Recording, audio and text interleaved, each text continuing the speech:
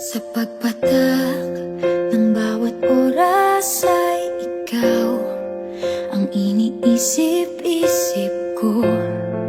Hindi ko mahinto, pintig ng puso.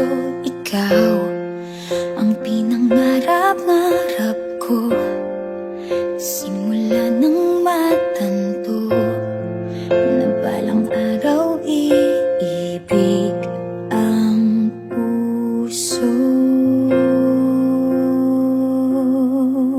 Ikaw ang pag-ibig na hinintay, puso ay nalumbay ng kay tagal.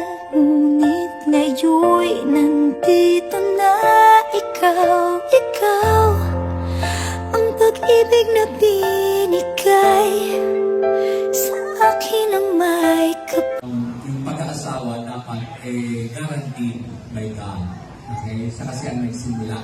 Hindi pwedeng tayo ang magsimula, hindi ang Diyos ang magsimula. Marriage is a plan of God.